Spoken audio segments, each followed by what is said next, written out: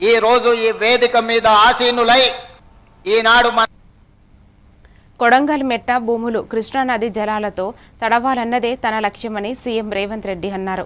నియోజకవర్గాన్ని అన్ని విధాలుగా అభివృద్ధి చేస్తానని, ఇక్కడ వస్తున్న మార్పులను ప్రజలు గమనించాలని రేవంత్ రెడ్డి పేర్కొన్నారు. రోజుకు 18 గంటలు కష్టపడుతున్నా ఇంకా సమస్యలు పూర్తి స్థాయిలో తీరలేదని సీఎం అన్నారు. పేదల సంక్షేమం కోసం తమ ప్రభుత్వం ఎన్నో పథకాలు తెచ్చిందన్నారు.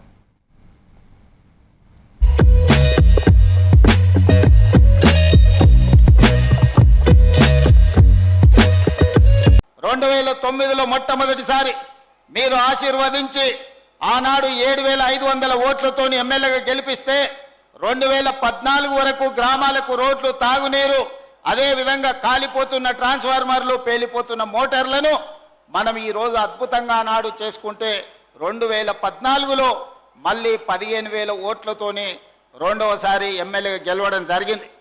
2018లో అనుకోని విధంగా కొడంగల్లో ఓడిపోతే మీరందరూ మళ్ళీ మల్కాజ్గిరి పార్లమెంటు నిలబడ్డప్పుడు ఊర్లలో నుంచి సర్ది కట్టుకొని తోబా ఖర్చులు మీరే జేబులో పెట్టుకొని రూపాయి ఆశించకుండా వేలాది మంది ఇక్కడి నుంచి మల్కాజ్గిరి పార్లమెంట్ నియోజకవర్గంలో కార్యకర్తలు కష్టపడి మల్కాజ్గిరిలో పార్లమెంటు సభ్యుడిగా గెలవడానికి మీరందరూ కష్టపడి గెలిపించారు.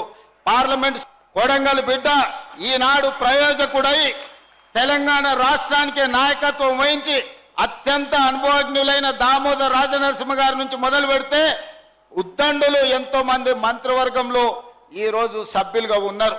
వాళ్ళందరి సహకారంతో ఈ రోజు రాష్ట్రాన్ని ముందుకు నడిపించుకుంటూ ప్రతి సమస్యని పరిష్కరించుకుంటూ ప్రతి పేదవాడికి న్యాయం చెయ్యాలన్న ఆలోచనతోని పేదల సంక్షేమం, సాగునీరు కావచ్చు, తాగునీరు కావచ్చు, విద్య కావచ్చు, వైద్యం కావచ్చు, పేదలకు అందించే రేషన్ కార్డు కావచ్చు, ఇందిరమ్మ ఇండ్లు కావచ్చు, షాదీ ముబారక్ కావచ్చు, కళ్యాణ లక్ష్మి కావచ్చు, రైతు రుణమాఫీ కావచ్చు, రైతు భరోసా కావచ్చు, పేదల సంక్షేమం కోసం, పేదల అభివృద్ధి కోసం, పేద విద్యార్థుల చదువుల కోసం